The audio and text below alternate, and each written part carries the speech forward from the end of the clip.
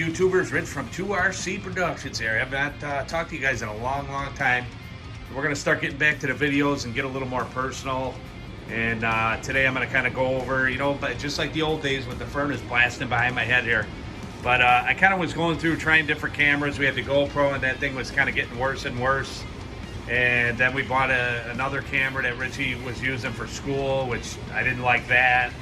And then my last couple phones, I was having issues with them. So every time I wanted to, possibly make a video, I was struggling with the camera situation. So a couple weeks ago, I just got another phone and I got the iPhone 11 Pro. And the video quality and the picture quality is second to none. The sound is good out of this mic. So we're gonna try just rolling with the good old cell phone here. So where I'm at is in the hobby room, like the old days, and haven't done much RC stuff in a long time other than just run my vehicles a little bit, but I haven't done any builds, I've done a little bit of maintenance and stuff like that, but nothing major, and just didn't film at the time because of the camera situation.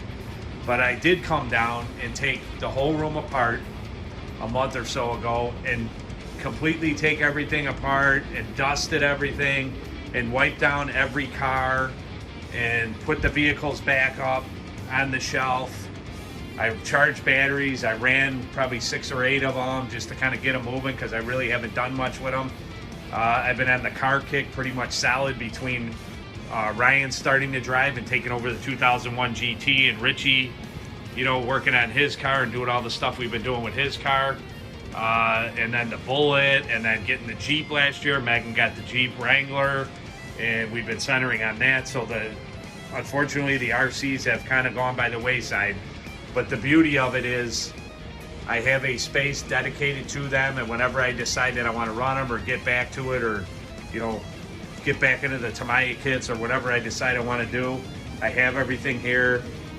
I love having them on display. I come down here and I sit and I look at all the RCs and some of the builds we did, and just a lot of good times.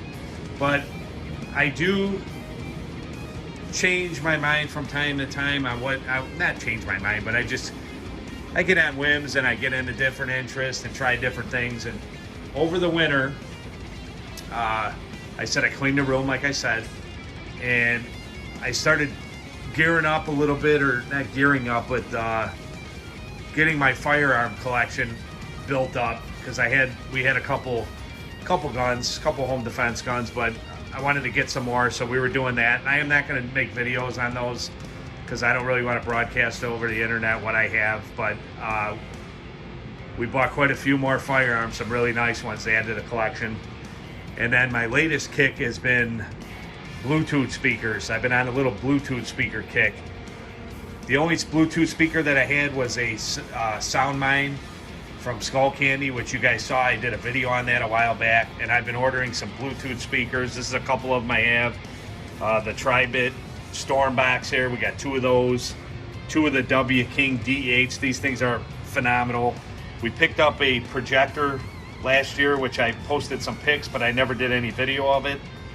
We bought a big screen, and I'm going to be doing some video on this. I'll do a review on this when the weather warms up. We'll do some shooting of that. Never got to shoot that. But I'm going to start doing some more product reviews. We have quite a few product reviews on the channel, but I want to get into a little more of the product reviews because we're always getting new things, if it's daily things we use or, items for fun. I was looking for the ultimate setup for the pool without using the house speakers, and, have something that we can move around that's waterproof. And that's how this kind of started going. And I needed a hands-free device for the truck, for talking on the phone. So then all of a sudden, next thing you know, I start getting in all these Bluetooth speakers, and I have a pretty good collection going. We probably got 8 or 10 or 11 of them that I'm going to go through, and I'm going to do some comparisons, some videos. So I'm not like a major audiophile, but I do enjoy music, and I have a pretty extensive home stereo with 11 speakers and 2 subwoofers that we watch movies on. And I've always been into music, so I'm just kind of fascinated with techie items and speakers. So we're going to get into that. So anybody that's into that kind of stuff, think of that. That'll be coming up. But you're looking at some of the RCs sitting on the shelf, the old Hornet, my SCX10, it's not my SCX10, my Associated TC3, We got some of the custom builds there, the Landfrieder. Some of these you've seen, haven't seen them in a while. We got some of our Wheelie King and Crawler King up there. Grasshopper, one of my favorite builds right here, my Grasshopper. And then I don't know if you remember this chair. This was the chair that I used to do my Rich Rambles volumes out of, and this was a pretty nice chair. And what happened was Richie's chair broke, and then I donated my chair to him to use while he was looking for another one, and he ended up getting a really, really awesome computer chair. And then it was probably a year that went by, and then all of a sudden he's like, "Hey, Dad, you can have your chair back." And he wheels my chair back in there, and it looks like this. So everything is peeling off of it, and he's like, "Oh, it's fine. It still works good." But it looks like a complete pile of junk. So I'm just looking at this thing now because I'm going to shoot a video and sit in this thing, and it's trash. So I'm going to have to look for another office / recliner chair, Rich Rambles video chair, whatever you want to call it. But we're going to be doing that. So I'm going to break away here. I'm going to set the camera up on the tripod. And what today's video is going to be about is just kind of little catch up like we're doing. And I'm going to talk about history of cars. I had a vote probably a year ago on YouTube that I said, what would you guys like to see? And you guys voted to hear car story, history of how I got into cars and how it started for me as a kid. I've talked about my RCs, how that started when I was a kid. And now I'm going to talk about the real cars, how that started. So I'm going to break away and get on to that story. All right, YouTubers, I am in the chair. This is the chair, the beat-up chair. It used to be a nice chair. Now it's a beat-up chair. So I'm sitting in a Rich Rambles chair. We went out for lunch today, and one of the other things I've been working on is trying to get myself in shape a little bit here. I'm 47 years old.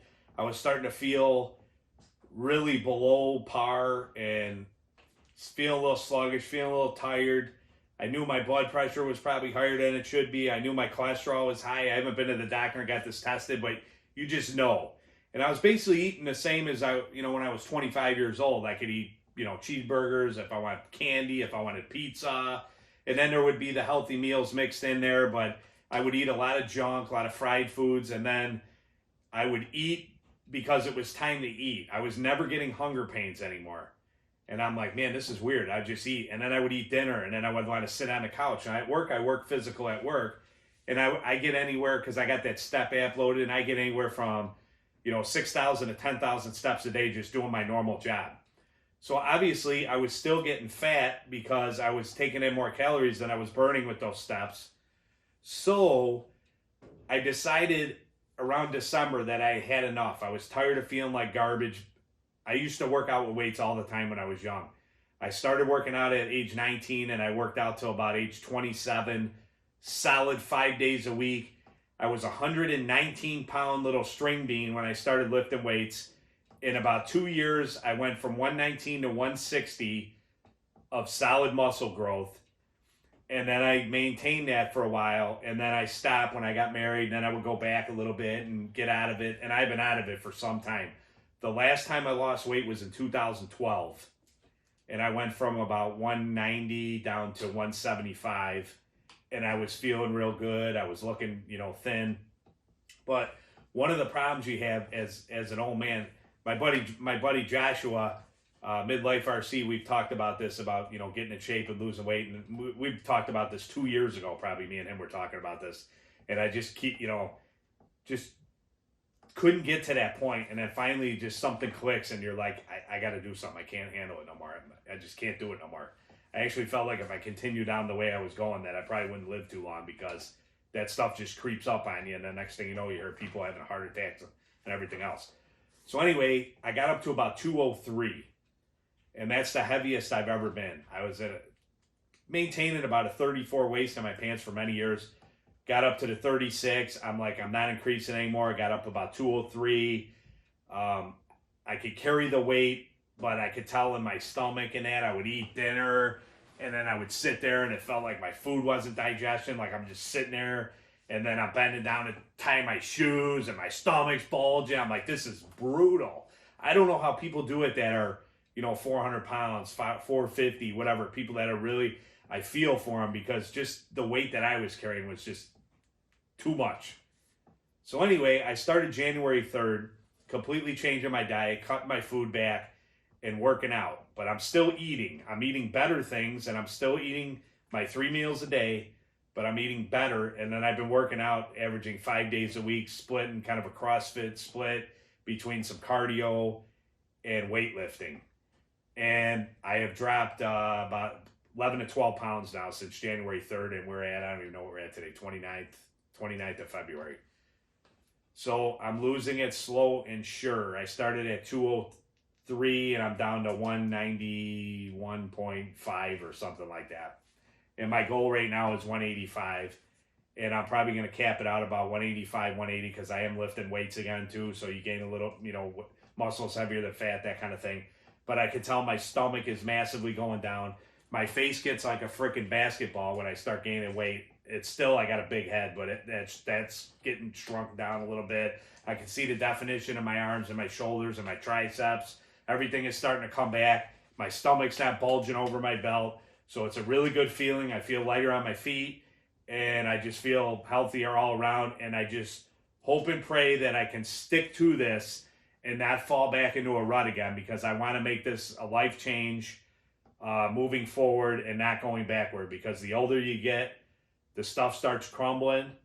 You can hold it together somewhat and try to maintain that and keep it as long as you can. Ultimately, we're all going to deteriorate, but you can prolong that and have a better quality of life, and just keep yourself in shape. So I'm pretty excited about that. So that's the one major thing. But what this video is going to be about is history of cars in my life. There's people that get into cars for whatever reason later in life. I so happen to be blessed with a family that was always into cars. So it was inevitable that I was going to be able to go down that path. Good story. I might have talked about this. I don't think I did in a video, but one of my two sons' friends, there's two brothers, Colin and Nate. Colin is Richie's age. Nate is Ryan's age. And Colin has a Camaro, which you saw the Automotion videos and stuff. He's got a Z28, real nice Z28. Those guys hang out. And then Ryan is the same grade as Nate, and they're friends. And Nate just bought a 2004 Mach 1 at the end of last summer. And another buddy of theirs bought a Vette. And these guys are all kind of into this, which is cool because these younger guys, there ain't too many younger guys in that category that are into cars, muscle cars, fast cars, whatever.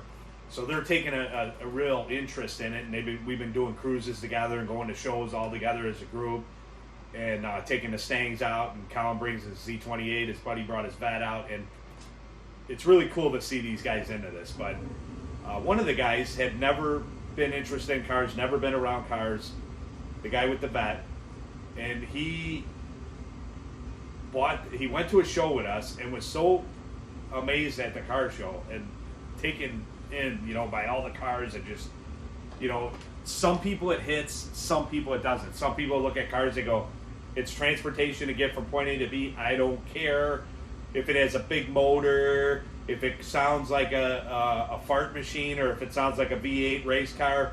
It doesn't matter. I don't care. I just need to get to work. And then other people, it just hooks you. It's just a feeling you get. It's something that it does for you that you can't deny it. So this guy goes to a show. He sees that the cars, he's so just taken in by everything that 2 weeks later he buys a Corvette. I believe it's like I'm probably gonna mess this up, but I thought it was like a 91 or something. So he bought a Vette, and then completely changed his whole outlook on vehicles, and now he's messing with the Vette and all this other stuff. So it's really cool to see people, get into cars that were never into them. And then there's the other type of person that's like myself, that was born around cars, and from the time I was a baby, I was around cars. There's different levels of people in the cars. There's some people that like to buy new cars, performance vehicles, and they drive them and do little mods on them. Then there's people that have older cars that work on them. There's people that are really into it and build their cars nut and bolt, restorations from scratch. Like my Uncle Jerry just finished his 1967 Plymouth. You have people that do that and build their cars from scratch. My Uncle Gene does that. And then you have the people like myself that buy the cars that are not so old, like the 2001 Bullet, it needs work, and you fix the things it needs, and you gradually bring it back to where it needs to be. And I like working on cars, but I don't like just tearing things apart and tearing engines apart and getting in all this stuff if I don't have to. I do it because the car needs it, and I want the car to perform the way it should. But I like when the car runs good and I don't have to tear into it. I like doing the detailing and the oil changes and, you know, putting the modifications on the car like we do with Richie's, and Ryan's getting into it too. Having said that, we're going to get into my history. My family consisted of my dad, my Uncle Ron, my Uncle Tom, my Uncle Gene, Jerry, Ronnie, Tommy. I'm trying to make sure that I get all of them in there, okay? So Uncle Ron liked cars too, but he wasn't into cars as much as my dad, my Uncle Jerry, my Uncle Gene, and my Uncle Tom. They were like die-hard muscle car heads from way back. My Uncle Ron's son, Ron, my cousin Ron, is a big car guy now. And he's primarily Chevy, but he's into Mopars too. My Uncle Gene's sons, Danny and Daryl, you've heard me talk about Daryl. Daryl is the guy that owns the Cub Cadet dealer. Danny's the guy that's, you know, car guru, races on the, he's got that Lotus, he races on the course and stuff like that, travels all over. He's built many, many cars. My Uncle Gene has restored numerous cars. My Uncle Jerry has restored multiple cars, painted cars for years. Uncle Gene has painted cars for years. My cousin Ron owns like a bead blasting company. My Uncle Gene owned a business for years, painting and body work. Danny opened a shop. He owned his own shop for many, many years. He's retired now. He retired at like age 55. Daryl has many cars, has restored cars, has worked on cars. They've raced cars on the course. They've raced cars on the drag strip. Like I say, Uncle Gene, multiple street rods, multiple street machines from the time I was a kid. My dad, from the time I was 2 years old, always had cars. He had cars from the time he was 16 years old. Always had vehicles, older cars. My family is primarily Mopar, but Uncle Gene is Ford. Ronnie is Chevy, like I said, pretty much. He does like Mopar too, but he's primarily Chevy. So starting out with my dad started at age 16. He bought a 1962 Plymouth Fury, was his first car. His dad had Mopars from back in the 30s. Always had Chryslers. My grandfather owned a service station, gas station. He was a truck driver, and he worked on cars out of his garage. And my dad used to tell me stories of every Saturday, people would bring their cars over to my dad or my grandpa's garage, and he would do oil changes, tune-ups, complete paint jobs, whatever needed to be done. And my dad and my Uncle Jerry were both close to the same age, and they were younger. Uncle Gene was gone, you know, grown up already, and Uncle Ronnie was growing up, Uncle Tommy was growing up, and they were kind of doing their own thing. And Uncle Jerry and my dad were at home, so they used to help him do this stuff on the weekends. I think my Uncle Gene worked for him for a while too, doing stuff.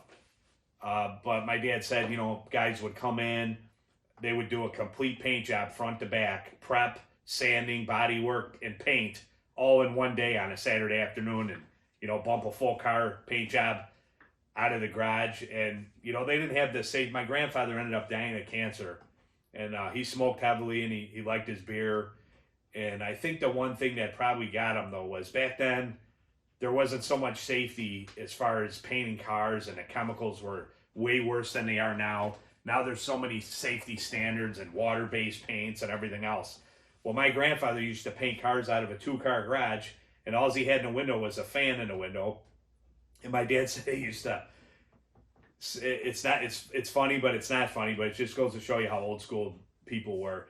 He would stuff tissue paper in his nose, and he would paint a car, and he would come out, and he would be so jacked up from the paint fumes that he would pass out in the grass. My dad and Uncle Jerry remember this. He'd finish up a car, he'd walk out, he'd be all dizzy, pass out in the grass, wake up. I mean, how horrendous did that have to be for your health? You know, but this was just commonplace. This is, you know, people did this back then.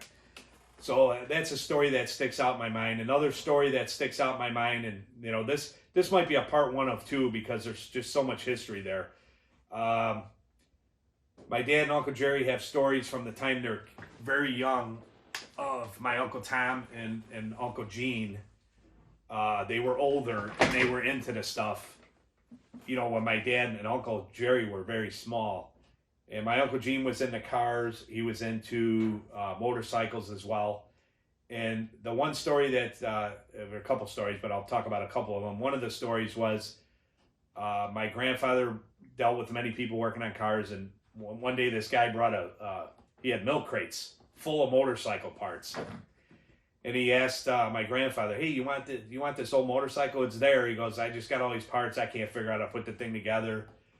You can take it and just do whatever you want with it." So he put these multiple milk crates of parts on the side of the garage. There was like a lean-to.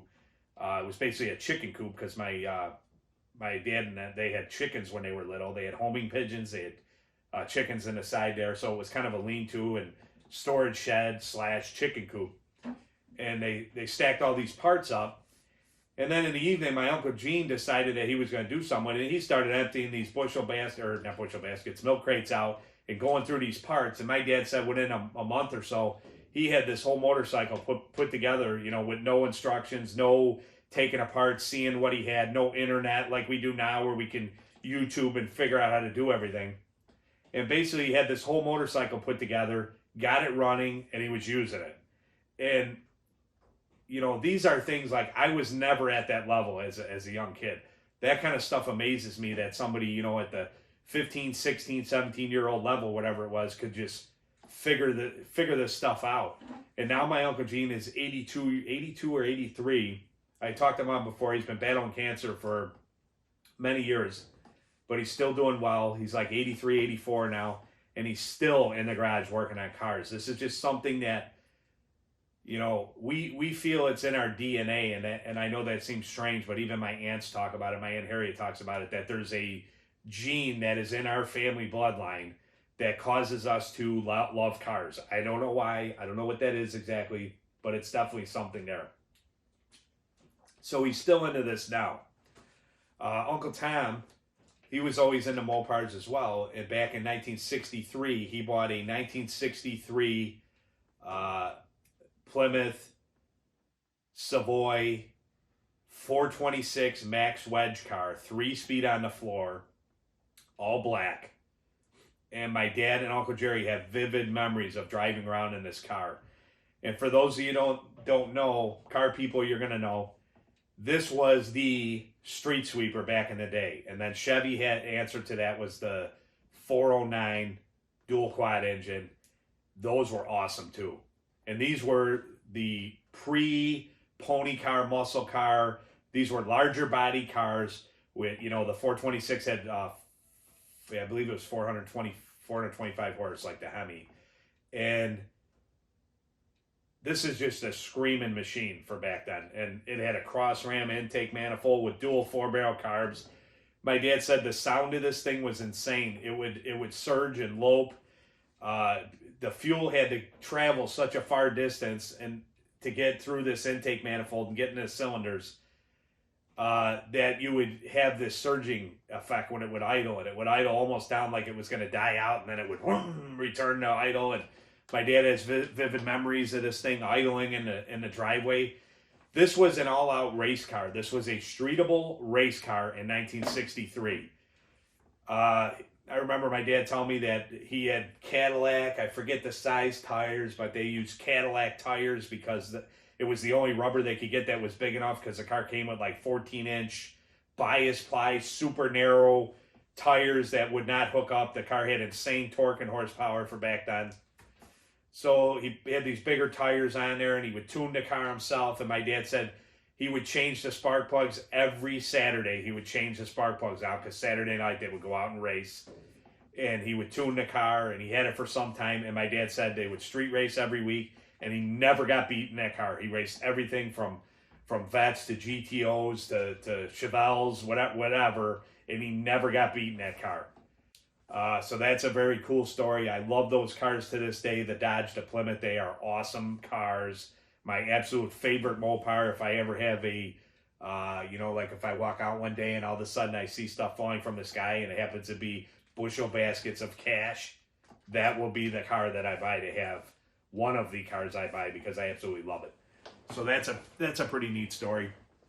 My dad's second car was a 1967 Dodge Corvette. And around that time, my Uncle Jerry had bought a 1967 Plymouth Belvedere 1 383 4-speed, which he still has today in 2020. And he just finished it at the tail end of 2019, a 5-year restoration for the second time. And that car will be out this year. So we are at about 40 miles south of Chicago. So look at the local, we go to, Tinley Park Cruise, we go to Morris Cruise, we go to Frankfurt Cruise, many other shows. Look for Uncle Jerry's solid black 67 Plymouth with blue interior, 4-speed on the floor. Beautiful car, will be out. He bought that back in 67.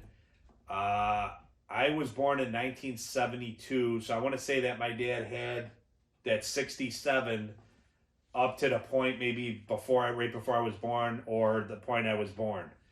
So first memories I have of car, and believe it or not, I can remember from the age of 2 years old. I can remember very vividly. And at the age of 2, I have photographs of, I don't think I have them here. If I had them here, I would show you, but my parents live in Wisconsin and they have them, I believe, up in the photo album. But there's pictures of me at 2 years old sitting on the hood with a goofy hat and goofy glasses on, and I'm sitting there and my mom's holding me and my dad's taking the picture, and I am on a 1969 Satellite, which was cloned to be a Roadrunner at that time, which they didn't use the term clone back then, but it was made into a Roadrunner, but it was a Satellite. It was purple and white with orange scallops on it. I'm going to find these photos at some point, and I'm going to post them so you can see them. And he had a friend of his custom paint the Roadrunner and Coyote on the quarter panel, and they had the Roadrunner running and the Coyote all winded trying to chase him, and they had that road like in the cartoon with the smoke trail behind him on the side of the car. I believe he had Kreger SST wheels on that thing, big fat tires in the back, but it was blue and white with orange scallops with the custom Roadrunner scene on the side. Completely unique car, awesome car. Around that time, he had a 1966 Mustang convertible with a 260 V8 in it. Shortly thereafter that, for his daily, he had a 1972 Satellite, which I ended up, my first car was a 1971 Satellite, which was back in 1988 I bought that. And when I want to say that my dad had this Satellite, I was probably 5 years old, so we're talking 1977. Then there was this was a very memorable car for us, was a 1969 Dodge Dart 340 automatic. A woman down the street had it as a daily driver in my neighborhood. It had 30,000, I still remember this, it had 30,000 miles on it when my dad bought it. It was beautiful. It was the burnt orange, goldy burnt orange color with the signature swinger hubcaps. It was a swinger. Had the dual bulge hood 340.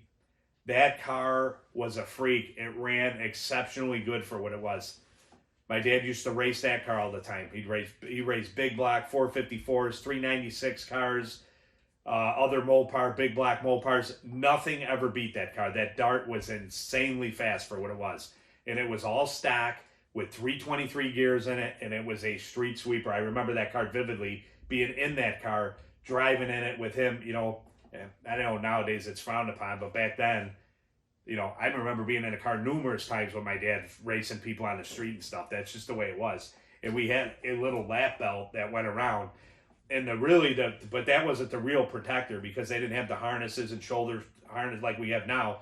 So if the seatbelt failed, you always had this because your mom or dad, they had instantaneous reflex that whenever there was something going on and you had to stop suddenly, they put the arm bar in front of you like that was going to hold you. And it did, because I don't know very many people that died in accidents back then, or you didn't hear about it. But I remember many a times my mom and dad putting a stiff arm out to hold me back because we didn't have acceptable seatbelts.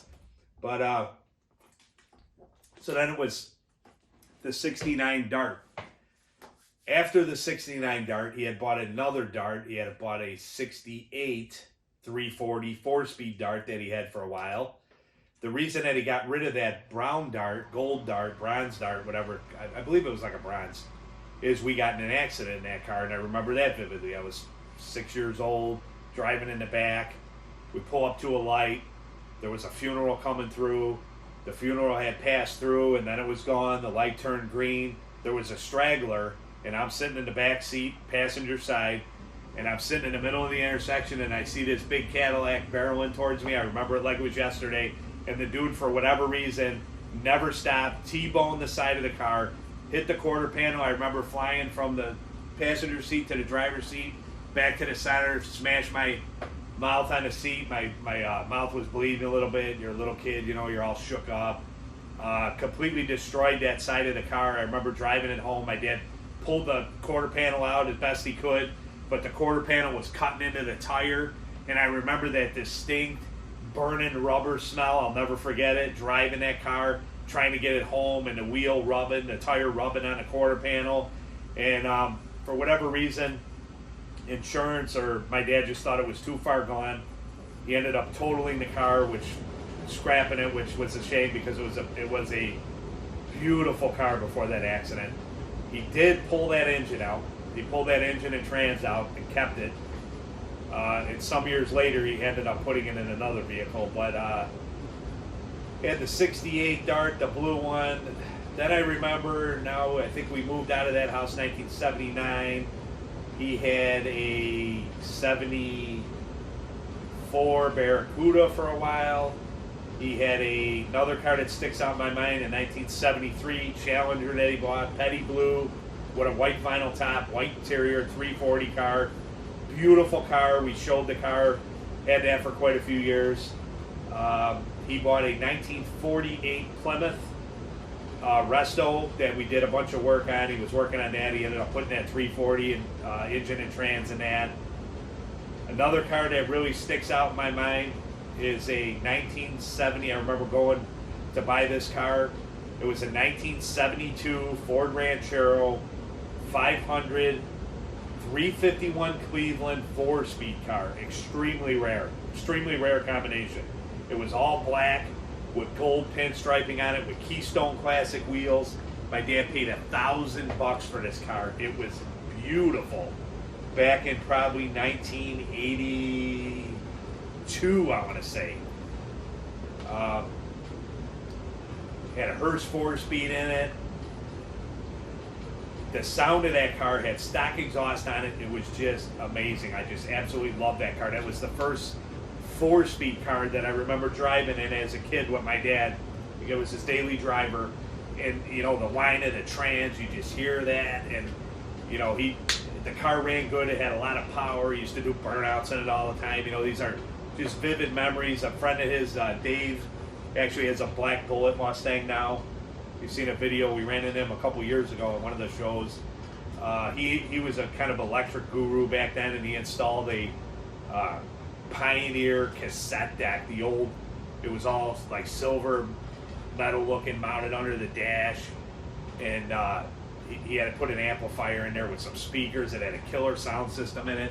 I remember driving in that car in the middle. My mom would be in the passenger side. It was a bench seat with a 4-speed. I'd be in the middle. Dad driving with the music blasting. I remember like Foreigner playing, and Prince had the album 1999 that was real huge back then, and you know, Prince in the lineup, and Foreigner and Journey, and you know, all these bands that were popular back then. It's funny how you remember, like, you hear a song, and that's one of the reasons why I'm so into music, is that you hear a song and it can transport you to another time and place. But that car was awesome. And then there was other cars. We had our 68 Plymouth Valiant. That was the first car I drove that I learned to drive on. We had the 71 Plymouth that I bought, Satellite with the 383. That was my first car. I bought that for $1,500, and that was my car that I had, you know, in high school, and you know, a few years after high school. We had a lot of good times in that, street racing and hanging out. And then the most iconic car of my childhood that my dad had was his 1970 Plymouth AAR Cuda Rally Red with white interior, automatic, beautiful car. I remember going to get this car. We bought it at the Classic Car Center. I believe it was at Wausau, Indiana. And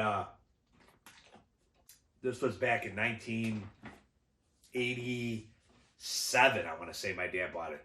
And I remember going out there. My Uncle Tom came with us. My dad paid $9,500 for that car back in 87, which was a lot of money because the standard, 340 Challenger Cuda, whatever you could get for $5,000. So it was a lot of money for my dad at that time.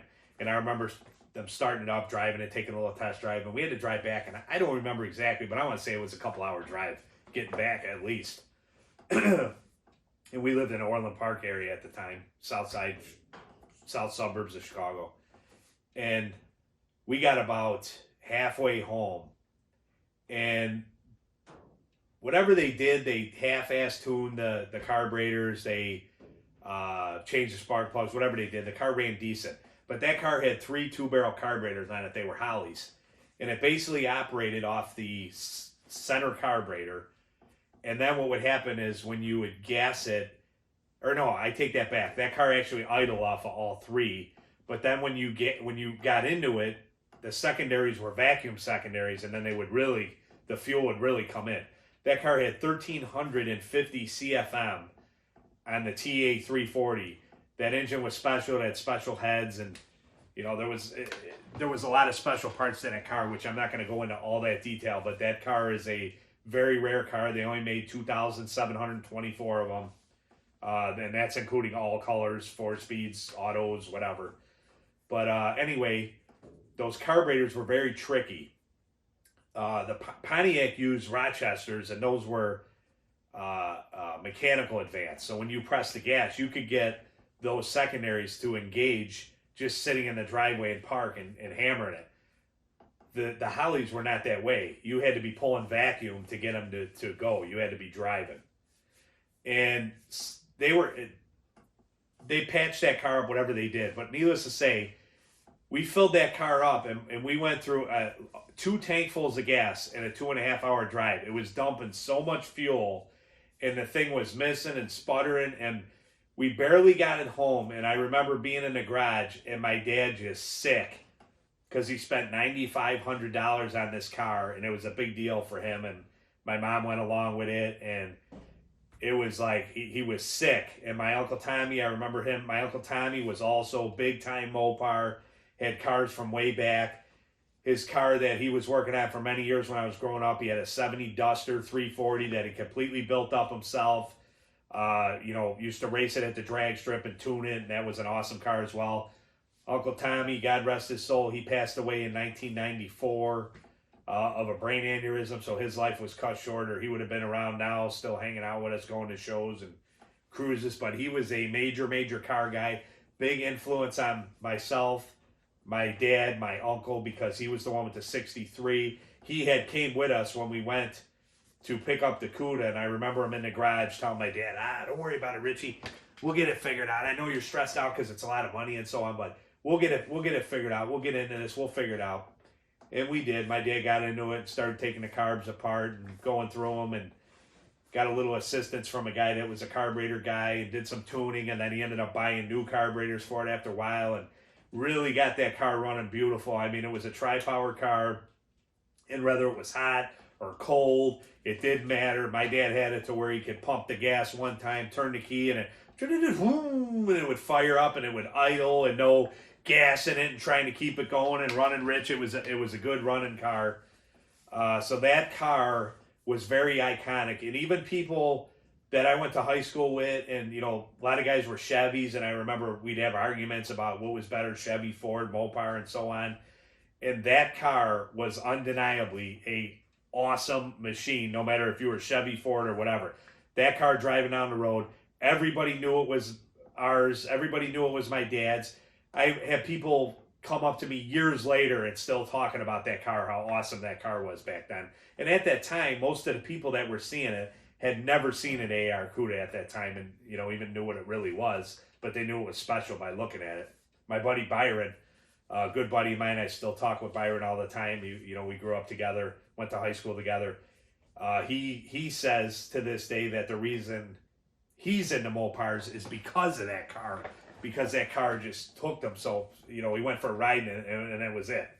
And today he's still into Mopar. Byron has a 1968 Charger with a big block in it that he just finished about a year ago. So, these cars have effects on people. I accredit my love for cars, one, because it's in the bloodline, I feel, and two, because I was just exposed to cars ever since I was a baby, and I absolutely love cars to this day. So I am going to leave the video at this point. Let me know if you guys want a part two. We're up to about 1988, 89, I could say we're at in the historical level of cars for me, and that's kind of going through it quickly, but giving you a little bit of background. Let me know if you guys want a part two, or if you don't really care and it's good enough and you want to hear something else. Let me know. But we got videos coming up of some Bluetooth speakers, like I told you. We're going to get back to the car videos. Richie's going to enter in a new segment related to classic video games. Anybody that's grown up in the 80s, there was some major big changes in the 80s with technology at that time. It started with video games with Pong and went to the Atari 2600, was like a huge thing when I was a kid. And the arcades were, every corner there was an arcade. Kids were in the arcades Friday and Saturday nights, dumping all your quarters into these games. And there was some really iconic, awesome games made back in that time. We're actually looking at getting a full-size arcade game possibly this summer. We've been looking at some different ones to have upstairs in our movie room. And we have like some of the classic games on for the PlayStation 2 where they had these, these rewind classic games and stuff that we play. So Richie thought it would be cool to enter a segment of classic video games, arcade style games, where him and Ryan will do a review of the game and do some gameplay, and we're going to try that too. And we're going to basically mix up the channel. It is still going to be RC, it is still going to be cars, it's going to be product reviews, which we've done before. We've done some speakers, we've done new products, and we're going to be doing that. But I really want to try to get back to the videos a little more, because it's been a long time since we've been making steady videos. So to all our supporters that have stood by, I know a lot of the new subscribers coming aboard are people that are catching our videos or old RC videos. We have a ton of RC videos, so I know we haven't made new RC videos, but RC is the most that we have on the channel next to real cars. But we have more RC videos than anything, and there are so many videos with a ton of good information. So from build videos to tech videos on the RC, product reviews, like I said, and real cars, from shows to products that we buy to step-by-step tutorials, how to fix things. It's all going to be there. We're keeping 2RC Productions. And one last thing, I know I'm very long-winded in this video, but Richie, for those of you who don't know, is in college. He's in his junior year.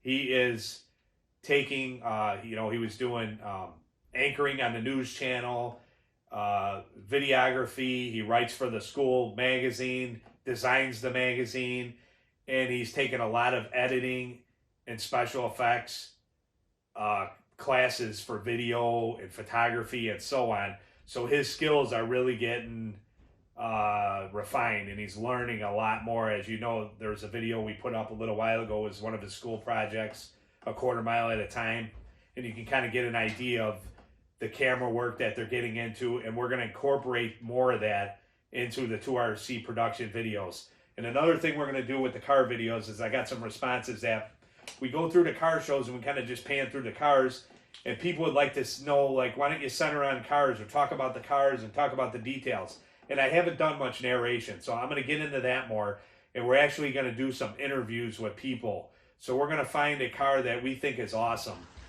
and we're going to talk to the owner of the car and see if, they'll do an interview with us, and we'll interview them, and we'll get their classic car stories, the history of their stories, because every car has a story, and we're going to tell it. So till next time, Rich from 2RC Productions. Thanks for everyone who subs, who watches our videos, who thumbs up. Thanks for coming aboard. Please leave a comment in the comment section. Let us know what you think. Until next time, Rich here signing out. We'll see you later.